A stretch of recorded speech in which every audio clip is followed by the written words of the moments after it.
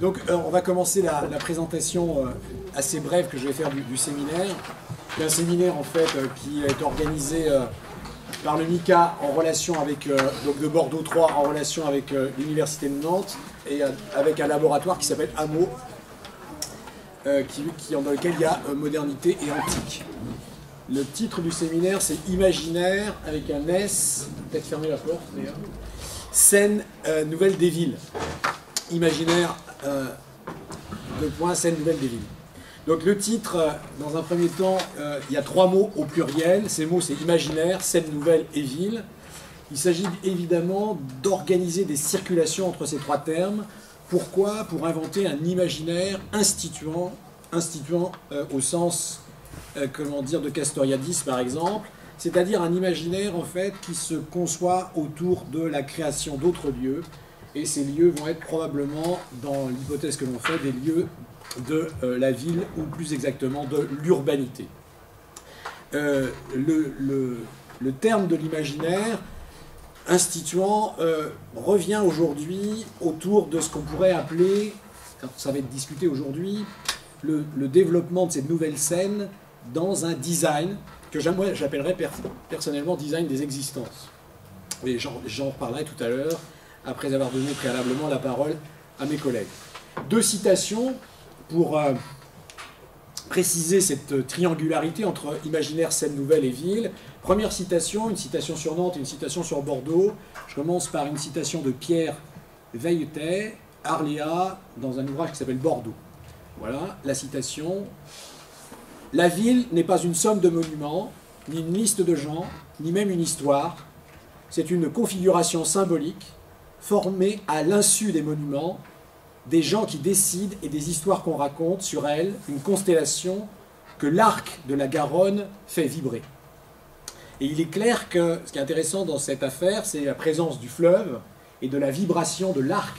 Nous aurons à y revenir sur peut-être ce qui pourrait s'appeler une poétique de la vibration, du vibrer ensemble en ville, entre guillemets peut-être du vivre ensemble autrement en ville, qui est une des thématiques sur lesquelles nous aurons peut-être à revenir. La deuxième citation, c'est une citation de Julien Gracq dans un ouvrage fait sur Nantes qui s'appelle Forme d'une ville. Voilà ce qu'il dit. Je croissais, et la ville en moi changeait et se remodelait, creusait ses limites, approfondissait ses perspectives, et sur cette lancée, forme complaisante de toutes les poussées de l'avenir, seule façon qu'elle ait d'être en moi et d'être vraiment elle-même, elle n'en finit pas de changer. Cette phrase, en fait, de Gracq, je pense qu'on peut la faire nôtre aujourd'hui, à partir du moment où on peut considérer qu'un tournant s'opère. Ce tournant, c'est celui peut-être des villes, non pas nouvelles, mais des autres villes que nous aurons essayé de discuter.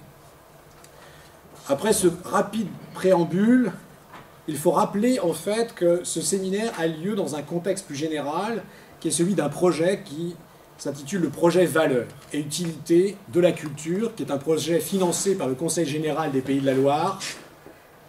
Dans ce projet, il est question évidemment d'un programme qui associe différentes disciplines qui ont pour objectif de penser la valeur de la culture, disciplines qui croisent la géographie, la gestion, mais les arts plastiques, la sociologie, la scénographie, la communication, l'urbanisme, etc., et qui a pour objectif évidemment de poser la valeur aujourd'hui de la culture. Alors, la valeur, on peut dire les valeurs au pluriel, plus que la valorisation comme obsession, je dirais, de notre temps. Les valeurs comprises comme qualité ou encore comme justesse, des valeurs qui d'une certaine manière s'opposent à la normativité de la valorisation. La valeur comme, en fait, peut-être, supposons, une réconciliation de l'objectif et de l'objectivité, et de la subjectivité des valeurs dans une perspective d'une transformation, n'osant pas dire du développement des villes, on pourrait parler plutôt, en espérant, Ernst Bloch peut-être, en espérant un développement humain au sens d'une réalisation de soi à travers l'affirmation de soi, autrement dit à travers une forme de subjectivation qui pourrait se déployer dans les villes, réalisant en fait une esthétique dont nous a parlé à un certain moment Michel Foucault. On pourrait donc, à ce titre, se mettre à parler du design des villes comme un des éléments du design des existences qui rentrerait en écho avec des modes d'existence dont nous aurons aujourd'hui à nous interroger sur leur évolution. Ces modes d'existence, on pourrait les définir en 3 points. La fabrique d'un imaginaire urbain nécessaire, préalable à la relation des valeurs et des formes qui vont se décliner selon des enjeux. Quels enjeux? Premier enjeu, celui de la valorisation de la création. Comme au-delà des industries créatives, mais aussi comme partie des industries créatives, et là ça fait polémique. Position, exposition, fiction, scénarisation, voilà ce qui nous permettra peut-être d'envisager un régime de questionnement sur l'art et le territoire, sur l'art et l'architecture, sur l'art imaginaire, et l'imaginaire sur l'art et nos vies dans les villes. Deuxième point, cette valorisation, on peut l'envisager autour peut-être une proposition d'une géopoétique territoriale, autrement dit d'une poétique comme lieu d'alternative au lieu commun, au sens commun de l'homo touristicus, qui aujourd'hui est probablement une phase constitutive des modèles urbains, mais modèles urbains sur lesquels nous avons probablement à opérer un retour critique. Sans nier que l'on puisse évidemment rendre le touriste intelligent.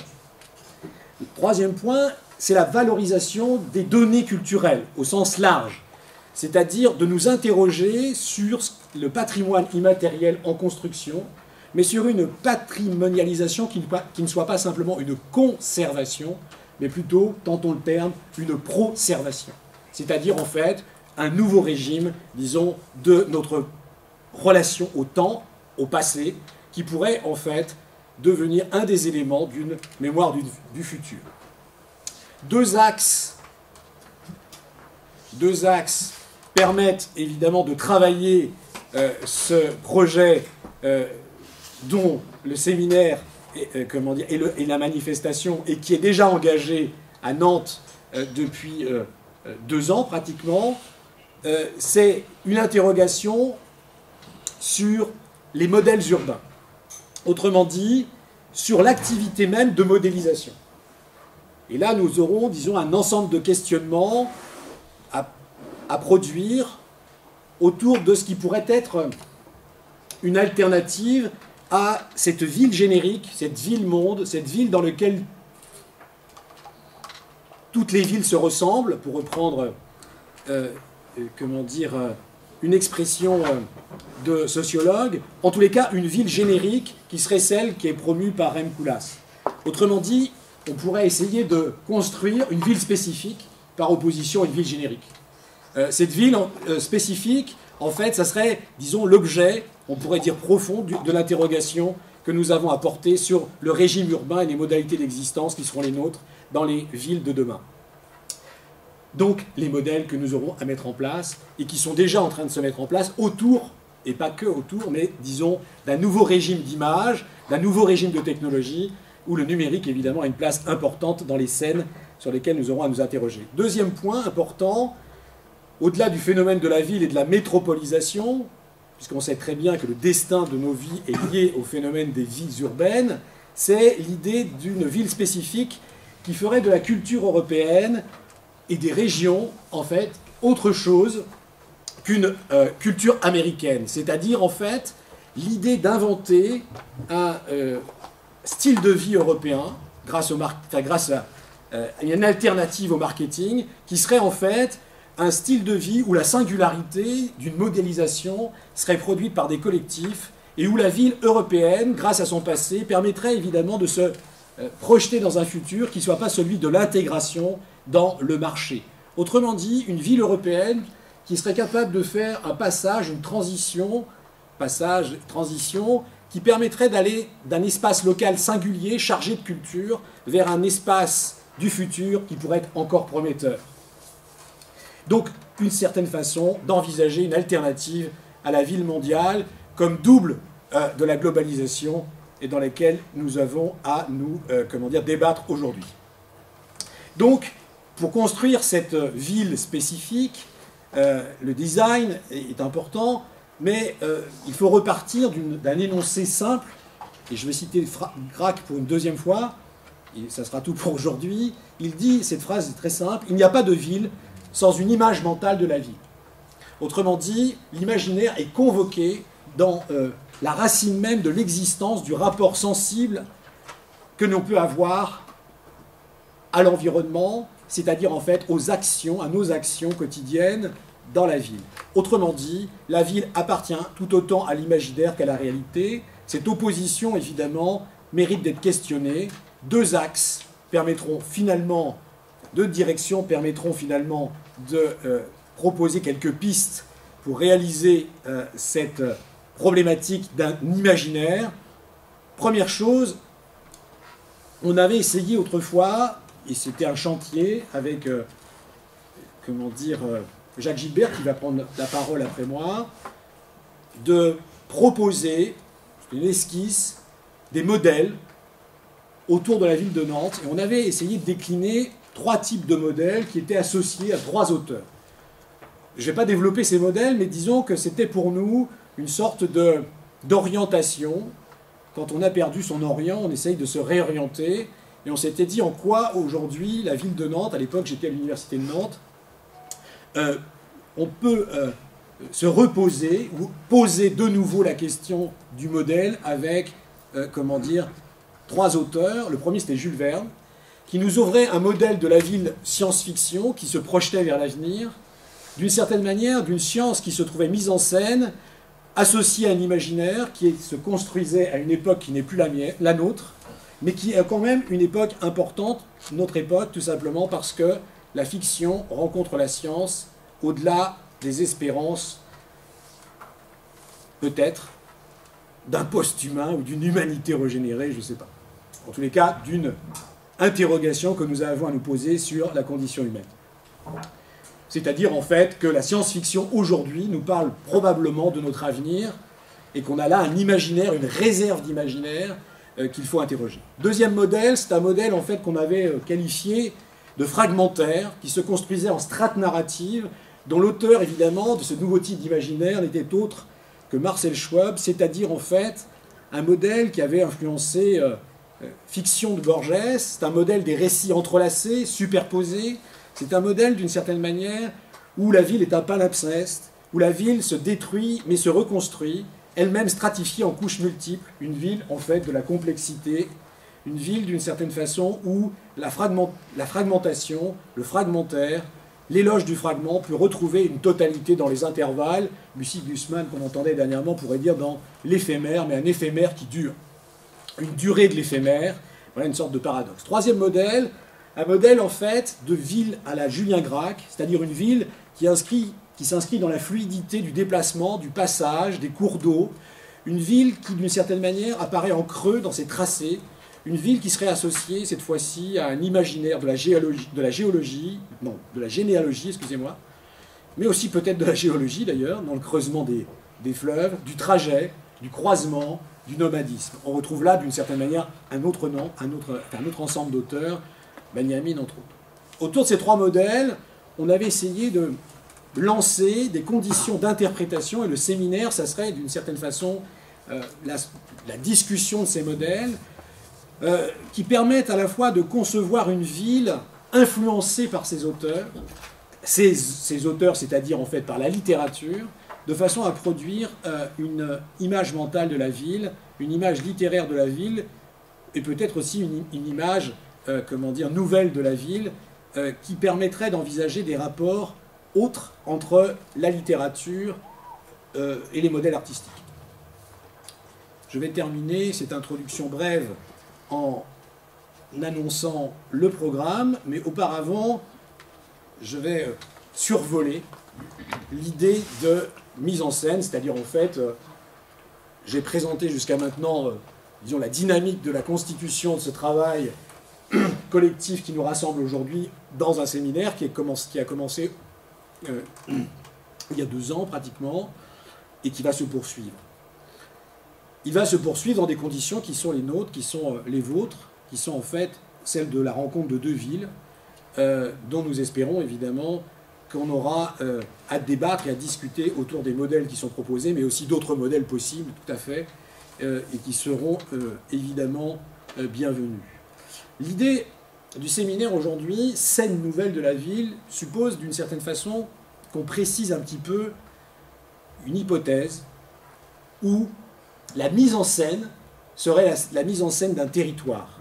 Autrement dit, le territoire, c'est-à-dire tous les territoires, et aussi le territoire de la ville, compris comme un lieu, un topos, on verra, des lieux, où à partir desquels s'organiserait une dynamique jamais indépendante d'une fiction, mais aussi d'une aptitude à créer des liens entre des époques, des sites, des lieux, des habitants, des voyages, qui permettraient de construire par une profondeur temporelle une spatialité par construction d'une géopoétique. Kenneth White nous parlait d'une poétique des trajets. Nous pourrions par là même essayer d'envisager les processus de valorisation d'un lieu ou des lieux dont je parlais tout à l'heure comme de nouvelles scènes nouvelles qui nous permettraient en fait d'envisager, je dirais, un nouveau moment de la mise en scène. On pourrait appeler ça la scénarité. La scénarité, ce serait en fait la ville qui devient en fait le lieu de toute scène. C'est-à-dire en fait le lieu d'une non-séparation entre l'espace, l'espace du spectacle et l'espace en fait de la vie. Autrement dit, de retrouver une interrogation profonde sur non pas seulement une critique du spectacle, au sens de la tradition post-marxiste, marxiste et post-marxiste, mais de se poser la question du devenir des scènes, du devenir de la mise en scène. Autrement dit, on pourrait dire que la scène apparaît dans le monde grec quand les dieux se retirent et que le tragique arrive, c'est-à-dire que monte la condition humaine. Cette condition humaine sera interrogée dans l'Occident par trois villes, Jérusalem, Athènes et Rome. Il est clair qu'aujourd'hui, les conditions de la théâtralisation, de la scénographie, pourraient, être discutées. La scène de prosénium, la scène grecque, la scène de la notion, de l'apparition du théâtre, suppose une rupture avec les rituels. Ça, c'est pour l'espace grec. Dans l'espace romain, très rapidement, en fait, la scène est doublée, en quelque sorte, non pas au sens du théâtre et de son double et d'Artaud, mais elle est doublée par la mise à l'épreuve de l'apparition d'une autre scène qui s'appelle, en fait, l'archi-scène, entre guillemets, c'est-à-dire la scène des jeux. Autrement dit, l'amphithéâtre. L'amphithéâtre va permettre la construction, non plus d'une humanité qui s'interroge sur elle-même par une réflexivité théâtrale, mais simplement par les jeux romains. Et il est clair qu'entre les jeux romains et les jeux du 20h, il y a probablement, disons, une continuité.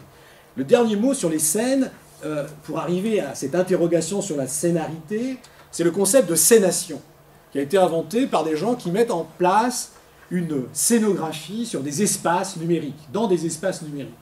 Il y a une école, en fait, qui conçoit la mise en scène sur un écran, que ce soit en 3D, d'ailleurs souvent c'est dans un espace 3D, ça a été fait il y a quelques années à l'époque des débuts des CD-ROM interactifs, eh bien on met en place une scénation qui est une variation, entre guillemets, de cette scène théâtrale.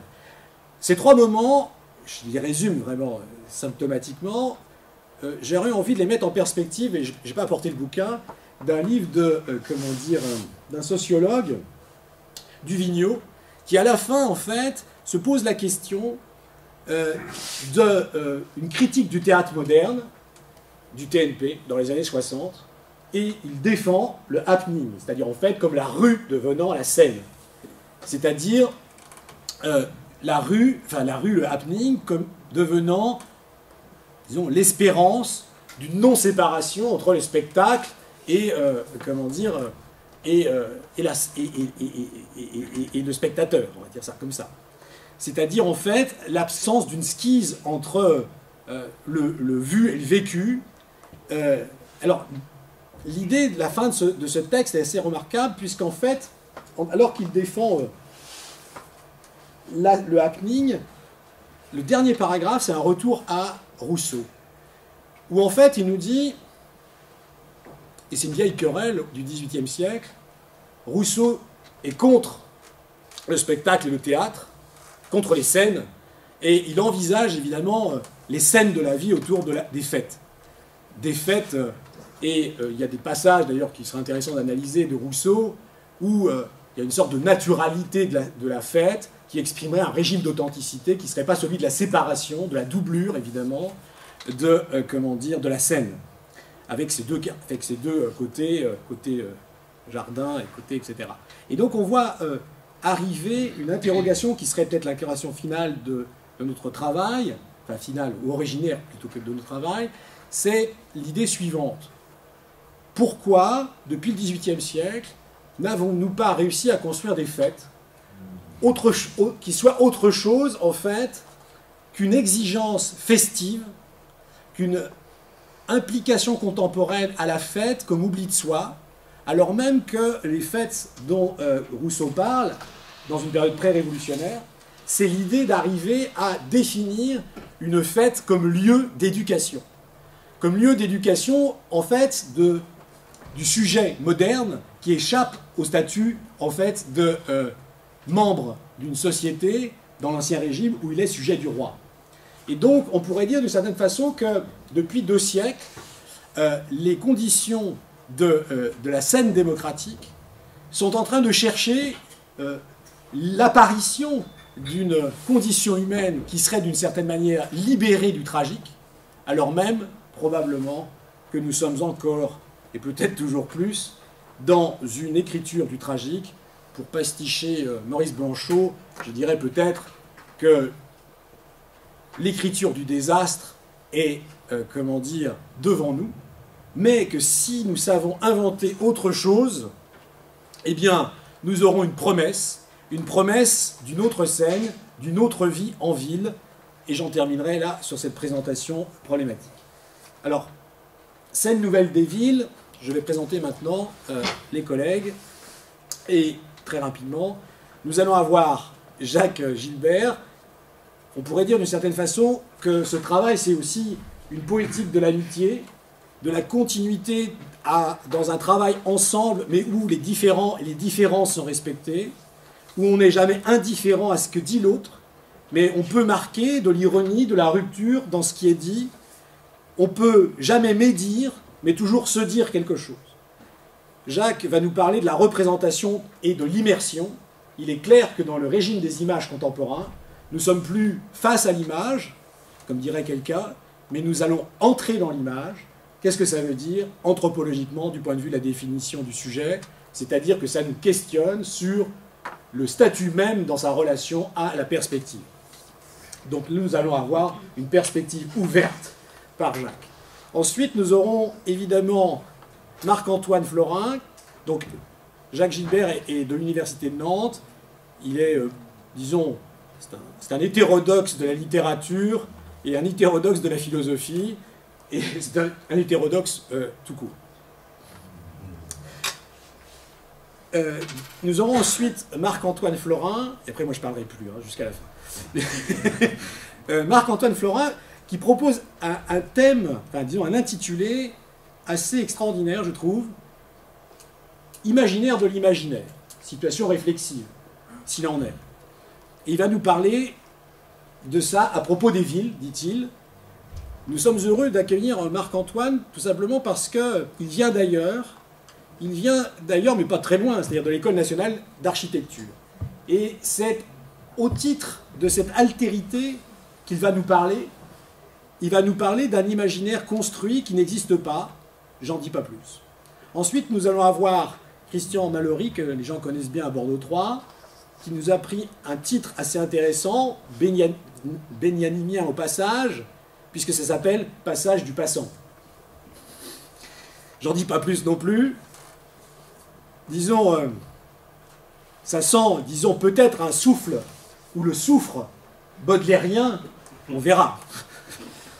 Et ensuite, nous aurons une étudiante, Amandine de Munter, qui va nous parler d'un travail qu'elle a fait. Elle a arpenté, dirons-nous, Nantes et Bordeaux, dans le cadre d'un stage, où elle s'est posé la question des imaginaires des villes, de ces deux villes, Nantes et Bordeaux, qui sont à la recherche elles-mêmes de leur imaginaire.